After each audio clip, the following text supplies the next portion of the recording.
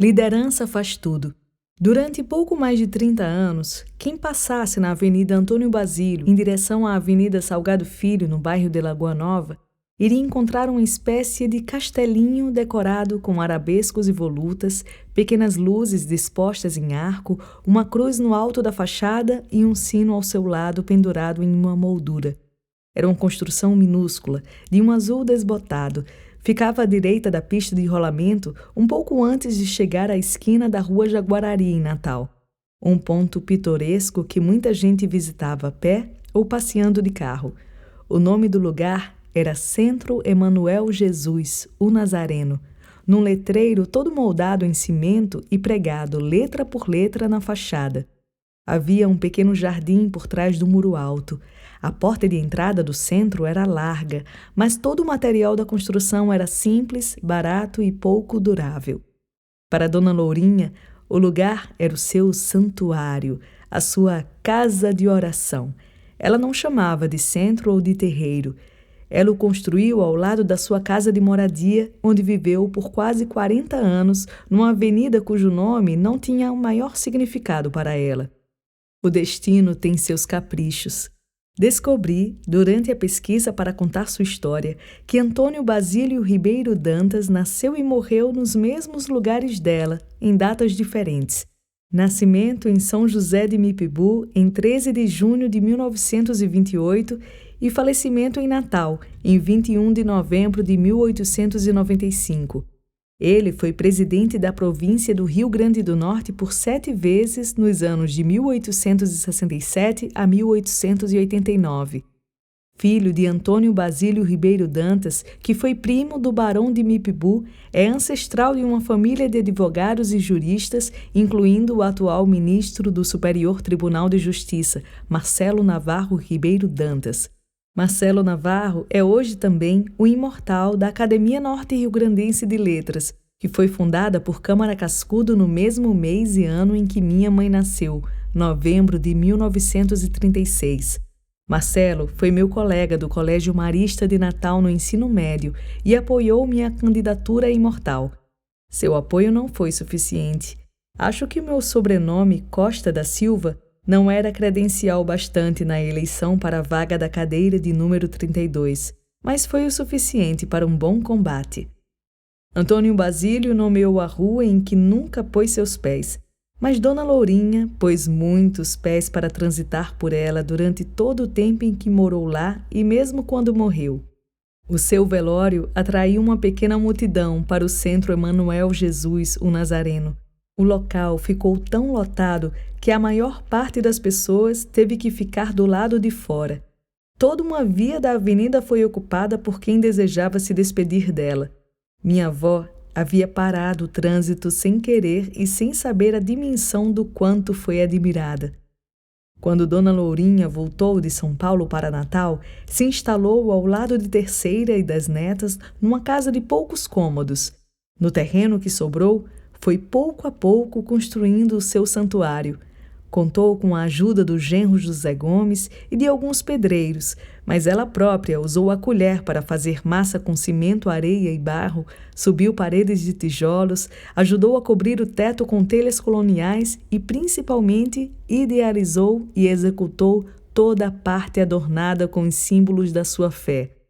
Essa construção levou alguns meses para ser terminada. Ao chegar em Natal, Dona Lourinha morou numa casa, depois demolida para dar lugar ao que ela habitou até morrer. Logo no início, ela soube notícias do seu marido José Rufino. Ele ainda estava vivo, mas já velho e doente. Começou a cuidar dele, comprava alimentos na feira, levava remédios, limpava a sua casa.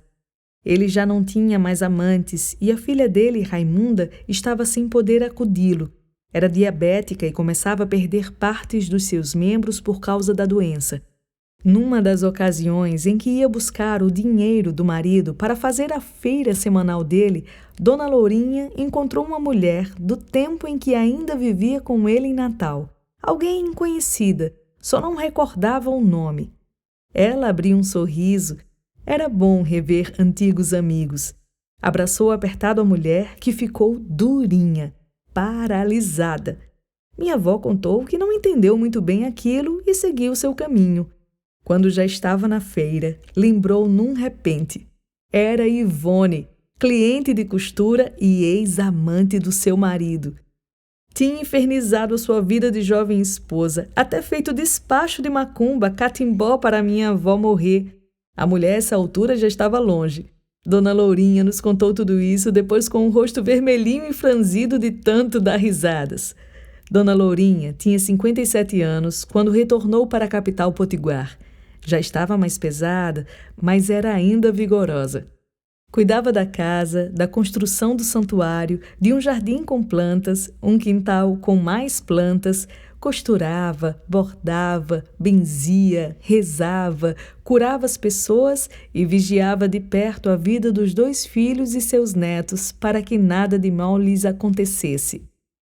Viajava de vez em quando para Laranjeiras do Abdias para visitar os parentes, inclusive a irmã Maria Luísa, de quem disse não guardar mágoa. Numa dessas visitas, pediu ao sobrinho Aprígio que deixasse a filha Maria de Fátima Ribeiro Melo, a neném, morar com ela por uns tempos. Depois, também atraiu a irmã dela, Maria Aparecida Ribeiro Melo, a Cida, para Natal. A vida desses seus parentes Ribeiro era muito dura. Eram agricultores de subsistência, viviam em casa de taipa sem banheiro, tomavam banho de cacimba como eu tomei quando passei umas férias com eles. Neném veio ficar com a minha avó e Cida morou alguns anos conosco em casa dos meus pais.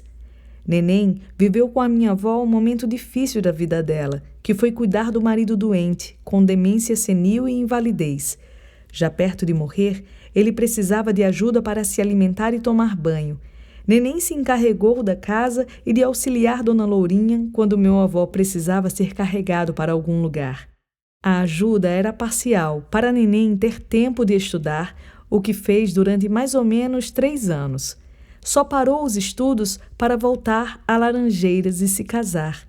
Cida conseguiu completar o ensino médio, saiu da nossa casa e continuou estudando até se graduar. As 2 sobrinhas em 2º grau de Dona Lourinha eram netas de Maria Luísa.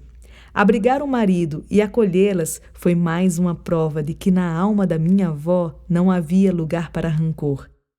Sair de Laranjeiras do Abdias para Natal foi uma grande mudança para as 2 moças, especialmente para Neném. Na época, nem igreja evangélica existia na sua localidade, quanto mais religiões de matriz africana. Eu nunca tinha ouvido falar em espiritismo. Minha mãe não falava nem no nome, tinha medo. Quando vi a sessão na casa de Dona Lourinha, não acreditei. Só fui entender depois e perdi todo o medo, mas eu nunca disse a ela que não acreditava. Enfrentar minha avó era bem difícil. Contrariar suas ordens e recomendações nem passava pela cabeça de ninguém. Neném, mesmo tendo ficado calada, recorda o momento preciso em que começou a crer que ali havia algo mais do que ela podia enxergar. Foi quando passou por um tratamento espiritual e se curou de alguns problemas de saúde. A maior importância dela para mim foi o conhecimento dentro do espiritismo que ela me passou e a orientação que me deu. Tive muita ajuda com as palavras dela. Depois que o marido morreu, Dona Lourinha passou a receber a pensão mínima da Previdência Social a que tinha direito como viúva. Junto com as costuras e o bordado, ela se virava, sem precisar da ajuda dos filhos para as despesas da sua manutenção e acolhendo sempre quem precisasse dela. Aos domingos, tinha a visita da enteada Raimunda e do esposo Geraldo para almoçar. A enteada visitou a madrasta até pouco antes de morrer, e seu marido continuou fazendo isso até Dona Lourinha também partir. Outra visita frequente era Maria da Conceição Medeiros, a biluda. Morava próximo a nós, em Lagoa Nova, e gostava muito de ir para a casa dela. À tarde, ela estava sempre deitadinha na sala, fumando cachimbo. Conversava muito comigo e eu também contava tudo da minha vida para ela. Nunca saía de lá sem ela fazer uma reza comigo, umas curas lindas. Eu adorava. Ninguém saía incólume de uma visita feita a Dona Lourinha. Todo mundo ia embora levando uma dádiva consigo, fosse uma erva ou uma flor do seu quintal, entre margaridas, beneditas, 11 horas, cristas de galo e rosas selvagens. Podia ganhar um banho de cheiro feito por ela, com ervas como colônia, alecrim de tabuleiro, eucalipto no álcool, talvez um livrinho de orações que ela tinha escrito. Caso a pessoa estivesse doente ou com o ânimo decaído, ganharia uma benzeção. Analice relata que Dona Lourinha sempre foi um abrigo para ela e para muita gente. Tinha capacidade de receber a pessoa sendo a pessoa quem ela era. Ela deu como exemplo o caso de um senhor homossexual, visita frequente na década de 90, quando as piadas de TV revelavam um humor homofóbico, transfóbico, agressivo. Ela recebia ele na casa dela, conversava com ele, almoçava com ele. Também havia uma senhora com problemas psíquicos que ia lá e tomava banho. Hoje eu penso que aquilo era surreal. Nunca vi ninguém fazendo isso depois da minha avó. Dona Lourinha não apenas recebia todos, sabia escutar e dizer a coisa certa na hora exata. A palavra na boca de uma rezadeira nunca é em vão.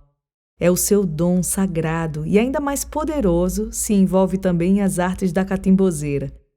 Para Câmara Cascudo, catimbozeiro era o pseudônimo popular do feiticeiro. A prática nasceu de indígenas e ex-escravos catequizados, que ficaram com sua crença por dentro e se tornaram praticantes de um tipo de baixo espiritismo. Os seus feiticeiros miúdos, velhos e velhas, resistiam rosnando rezas, numa descrição etnográfica que talvez reflita uma postura mais elitista, um juízo de valor sobre o descrito, numa pista sobre o lugar social que o catimbó ocupava na época. Os rituais praticados por Dona Lourinha, aplicando a eles os termos de Câmara Cascudo, eram os de quem mestra a mesa, usa a marca fumegante, atende sozinha ao seu cliente.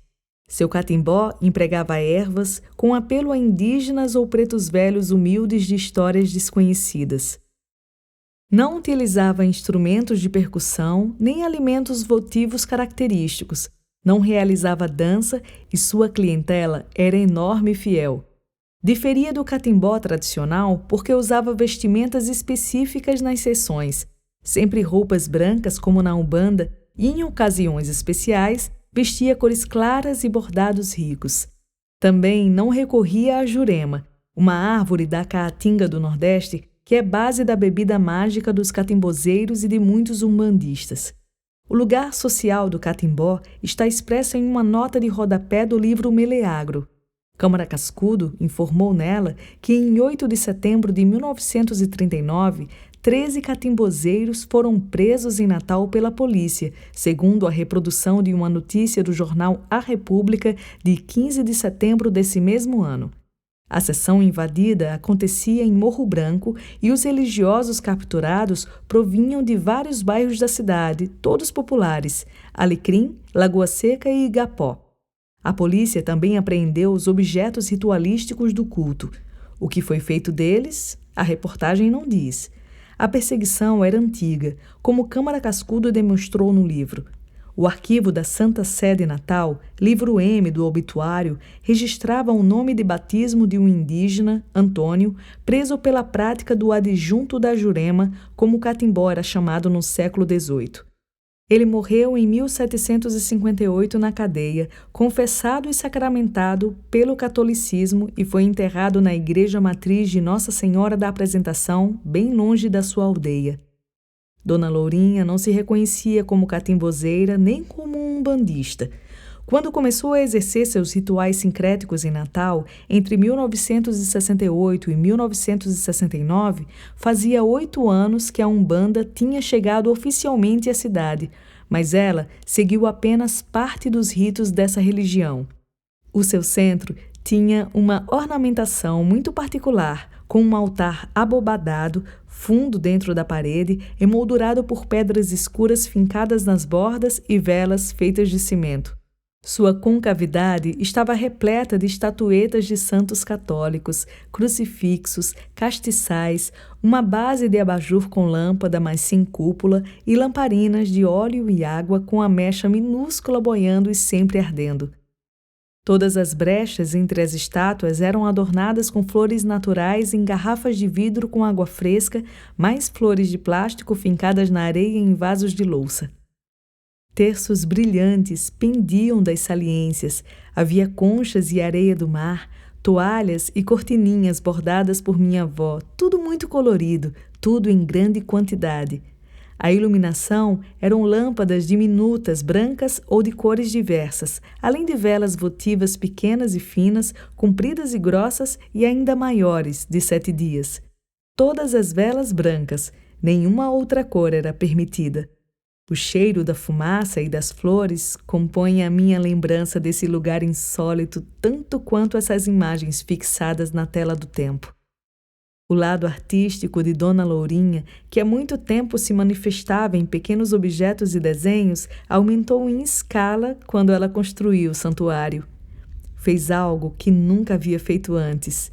Esculturas em cimento com estrutura interna de ferro, todas em tamanho natural. Uma representava Santa Bárbara, com cabelos doados por neném e roupas bordadas e costuradas por minha avó. Outra representava Santo Afonso de Ligório, com um cajado de metal volteado. Ele havia lhe aparecido em um sonho.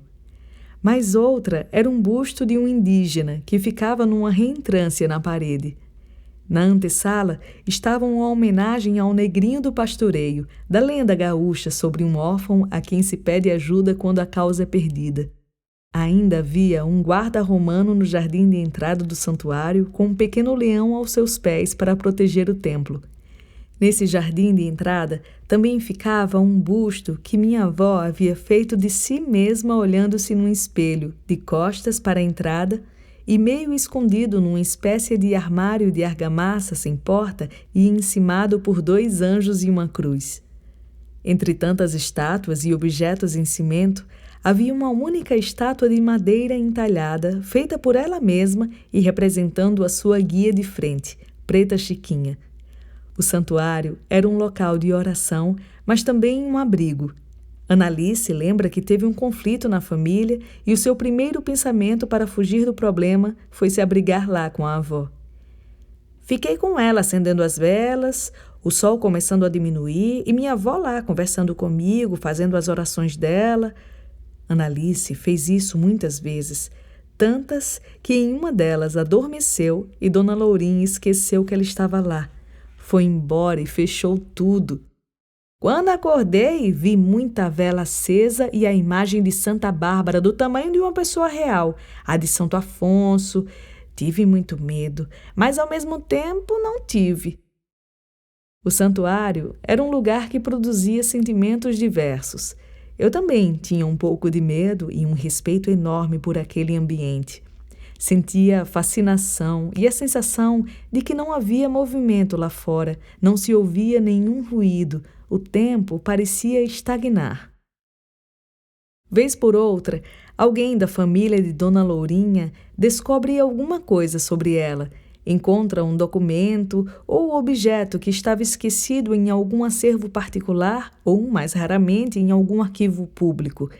Uma dessas descobertas foi uma pesquisa acadêmica sobre a minha avó e sua prática místico-religiosa de autoria de Maria das Graças Lima, historiadora, antropóloga da Universidade Federal do Rio Grande do Norte, que conviveu com ela por um certo tempo. A monografia que relata a pesquisa se intitula Liderança Mística num Movimento Religioso, data de 1981, e está guardada no acervo bibliográfico do Museu Câmara Cascudo, vinculado ao UFRN. Sim, o destino tem suas ironias e seus caprichos.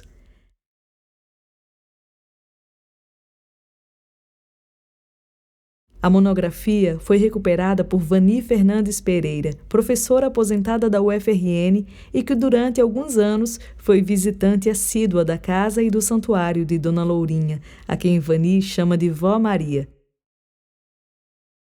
O período em que frequentei o santuário foi permeado de muitas dificuldades pessoais e profissionais. Nesse sentido, estar e ser cuidada pela figura da grande mãe Dona Lourinha representou um bálsamo para alívio das tormentas afetivas e emocionais.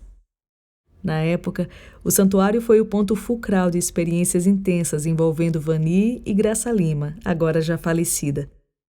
A monografia descreve e analisa o Centro Emanuel Jesus, o Nazareno, durante o período de agosto a dezembro de 1980. O texto não diz, mas o nome Emanuel deriva do latim e se refere à designação dada ao Cristo na profecia de Isaías. Jesus era o nome pessoal de Cristo. O trabalho acadêmico aborda a localização do santuário dentro do perímetro urbano, a descrição física do templo e de toda a parafernália que o culto exige. Também elucida como começou o movimento religioso, cuja sede e único local de culto era ali. 2 pessoas são nomeadas como responsáveis pelo movimento religioso e pelo funcionamento do local. Uma delas é a minha avó, Dona Lourinha, que teve sua identidade resguardada, como era a regra nas etnografias do período. Ela é designada como Dona Joaquina.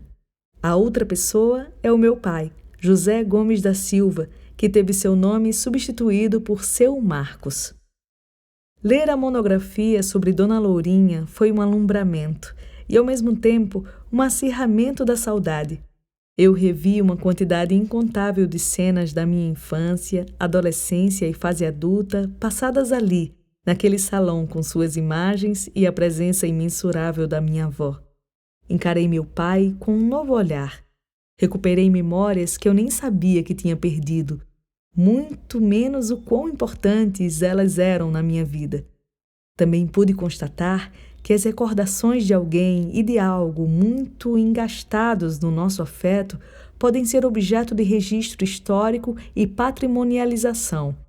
Esta palavra pouco usual quer dizer uma ação que valoriza e revitaliza uma determinada cultura e seu patrimônio cultural. Compreender que Dona Lourinha, a minha avó, merecia isso e não teve, foi uma revelação sobre como a cultura patriarcal e a política conservadora insidiosamente desvalorizam quem não faz parte dos seus blocos de elite. Graça Lima fez uma descrição etnográfica detalhada, incluindo até uma planta baixa do Centro Emanuel Jesus, o Nazareno, que, segundo a pesquisadora, destacava-se pela sua fachada parecida com uma capela da zona rural, com teto de uma só água. Ela escreveu sobre a frente estreita, com uma pequena área sem cobertura que separava o mundo profano do sagrado. Muitos arbustos e plantas rasteiras ornavam essa entrada. Já dentro, logo junto à porta, havia uma pequena sala com a estátua de Negrinho do Pastoreio e uma gruta de pedras brutas pequenas e cimentadas todas juntas, formando uma pequena abóbada. Tinha água, peixes, plantas aquáticas e a estátua de Mãe Sereia, onde os adeptos faziam suas preces, acendiam velas e pediam proteção ao povo do mar sagrado e a Iemanjá. A sala grande dos rituais vinha em seguida. A parte da assistência, destinada ao mundo profano, era composta por bancos para as pessoas sentarem, um filtro de água e uma mesa de madeira como altar, com santos e flores artificiais. Também ficavam ali copinhos com água fluidificada, que era tomada pela assistência ao final das sessões. Quadros de Iemanjá e Maria Santíssima enfeitavam as paredes juntamente com a prece de Cáritas, que minha avó me fez desenhar, letra por letra, num papel dourado, cortar e colar uma por uma numa cartolina para depois emoldurá-la e pendurá-la com destaque na parede. A parte sagrada do santuário era contígua e rica em detalhes. Nela estava a mesa com uma toalha branca, onde os médios se sentavam nos dias de concentração mediúnica. O altar principal ficava ao fundo. No topo do altar havia uma imagem do Sagrado Coração de Jesus, o Cristo com um coração envolto por uma coroa de espinhos. Do lado direito estava a estátua de Santa Bárbara e do esquerdo a de Santo Afonso de Ligório. Uma base lisa e saliente no chão, de cor branca, ficava aos pés do altar e era chamada de pedra por Dona Lourinha. Media 2 metros de comprimento e 1 metro de largura. Era uma espécie de mesa de cirurgia espiritual, onde alguém necessitado poderia deitar-se para ser entregue às correntes do bem e ser curado pelo invisível. Graça Lima contou em primeira pessoa que presenciou uma garota de 15 anos tendo convulsões e sendo levada para a pedra. Ela quis saber se tratava de um caso de possessão ou obsessão, que precisava da intervenção espiritual. Dona Lourinha logo quebrou sua expectativa. Essa moça é epilética e na lua cheia a crise aumenta. Todos os médiuns se mobilizaram para ajudar e a crise passou. A Casa das Almas ficava nos fundos do santuário, do lado de fora, mais geminada com a parte principal. Era um quarto pequeno, estreito e baixo, apertado e quente. Lá se acendiam velas para os desencarnados, ou seja, para quem havia morrido, mas não era santo, era pessoa comum, ancestrais, entes queridos e conhecidos que já haviam partido. As velas deveriam iluminar seus caminhos e amenizar seus sofrimentos. O altar ali tinha uma grande cruz de madeira pintada de preto e uma mistura de imagens de santos, pretos velhos e caboclos. Estavam ali as 2 entidades principais, os guias de Dona Lourinha, Pai Jorge Africano e Preta Chiquinha. No Centro Emanuel Jesus, o Nazareno, não havia atendimentos pagos, nem se cobrava por qualquer ritual. Era uma estrutura autônoma sob o comando único de Dona Lourinha, que controlava todas as atividades dali. O regimento interno, criado também por ela, era somente oral, mas cumprido rigorosamente por todos os frequentadores. O rigor era ainda maior para os médiuns, que passavam por um minucioso processo de exames antes da aceitação, para, enfim, poderem trabalhar nas sessões mediúnicas. Eles tinham que cumprir obrigações rituais, com orações, concentrações e acendimento de velas por mais de um mês, praticar uma parte delas como rotina diária e ter muita fé. Também tinham que participar das sessões mediúnicas regularmente para desenvolver sua própria mediunidade, dar passes e orientar os frequentadores que atendessem. Entre a pesquisa e a elaboração da monografia, passaram-se 5 anos. Dona Lourinha tinha 65 no início e, para a pesquisadora, era uma senhora baixinha, robusta e muito alegre, meiga, atenciosa e bondosa. Para os seus seguidores, era um mito. Sempre ficava gente em pé durante as sessões. Não havia bancos suficientes para todos. Em uma das várias entrevistas que deu para a pesquisa, Dona Lourinha disse: "Temos a obrigação de ajudar. Todos me contam seus problemas. Com a ajuda de Deus e a orientação dos espíritos, fazemos a nossa parte. Para mim, todos são meus filhos, mas não faço nada para prender ninguém a mim. Procuro orientar. Na casa do meu pai, eu quero respeito e não admito que entrem de vestido decotado, minissaia. Também não quero conversas na hora dos trabalhos. Todos têm que rezar para que tudo seja bem-sucedido." Os médiuns eram mais ligados a Dona Lourinha do que os frequentadores comuns do centro. Ela sempre teve um grupo consistente, apesar da disciplina espartana que exigia. A gente conscientiza a pessoa a aceitar aquilo que tem e a dar de graça. A ordem é severa. Tudo tem que ser na hora, sem falhar, cumprir as ordens e obrigações. Eles têm que procurar ter forças para vencer a vaidade, o luxo, a inveja. Têm que fazer leituras para entender a doutrina e cumprir rigorosamente os ensinamentos. Não admito que meus médiuns bebam álcool, andem em lugares indecentes. Eles podem não ser casados, o que vale é a união, desde que se respeitem e vivam bem, sem as patifarias do mundo. Se eles fizerem algo errado, não vão entrar em transe e todo o trabalho daquele dia é perturbado. Cada um tem que se cuidar, tem que se preparar para poder ganhar a graça da salvação da sua alma. Entre os preceitos que seus médiuns deviam seguir, Dona Lourinha incluía não fumar, por ser ruim para o corpo e o espírito, ser honesto consigo e com os outros, praticar a caridade sem limites, ter fé em Deus para poder suportar o peso da responsabilidade que assumiu ao desenvolver a sua mediunidade e fazer boas obras. Dona Lourinha explicou, durante a pesquisa, que tinha todas as faculdades mediúnicas desenvolvidas, o que ela entendia como um resultado de dedicação e ao alcance de qualquer um. Na listagem dos seus dons estavam a incorporação, faculdade mediúnica de receber a comunicação e a presença dos espíritos em seu próprio corpo, seja um sofredor ou um guia espiritual, transporte, capacidade que meu espírito tem de se desprender do corpo e de deslocar por diferentes lugares do planeta, vidência, dom de ver e ouvir espíritos, clarividência, dom de ver o encaminhamento dos acontecimentos no futuro, realização de curas através de passes, preces e benzimentos, e psicografia, faculdade mediúnica em que os espíritos se valem da minha mão para escrever suas mensagens. Em todas as suas tarefas como líder espiritual e administradora do Centro Emanuel Jesus o Nazareno, minha avó contava com a ajuda do meu pai, José Gomes. No centro, ele não fazia nada sem que ela ordenasse.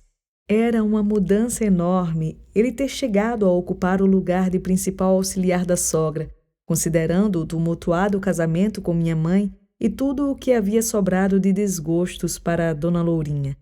Por 38 anos, desde a chegada da família em Natal, meu pai foi seu assistente, e quando ela precisou, já bem idosa, ele foi o suporte financeiro que lhe deu conforto até o fim da sua vida.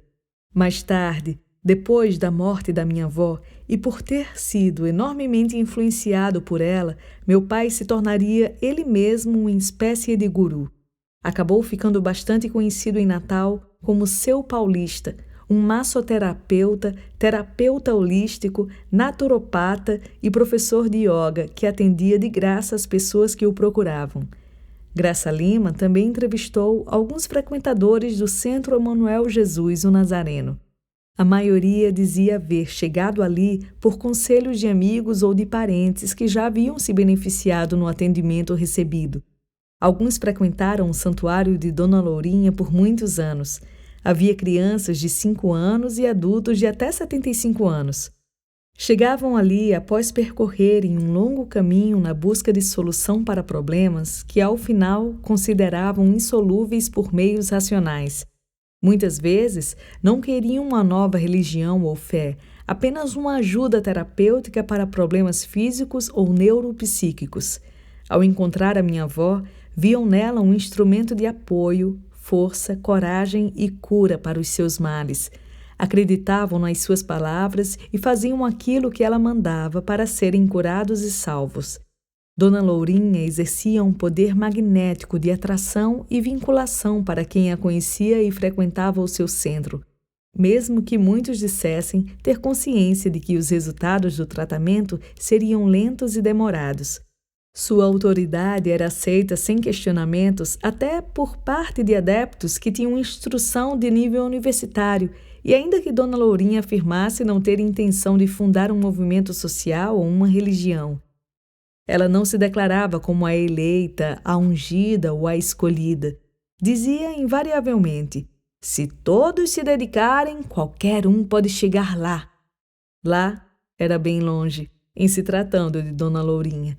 Significava chegar aos 95 anos, tendo cuidado de uma família que começava com a irmã e seus filhos, passava pelo marido em Enteada, pelos parentes de Laranjeiras, pelos filhos, pelo genro, pela nora, pelos netos e pelos bisnetos. Significava ter partejado um sem número de mulheres e atendido uma multidão de necessitados durante sua vida inteira, o que culminou na liderança de um movimento místico que chegou a receber ao menos um governador do estado do Rio Grande do Norte em seu recinto. Significava ter escrito vários pequenos textos e um livro completo sem nunca ter frequentado qualquer escola. Significava ter tido o registro de sua arte naif em um museu, em livros que catalogaram as artes plásticas potiguares e até na revista da Academia Norte-Riograndense de Letras. Significava ter sido visitada em sua casa por um sociólogo francês de renome mundial, que eu, até hoje, só conheço como autor citado em minha referência bibliográfica.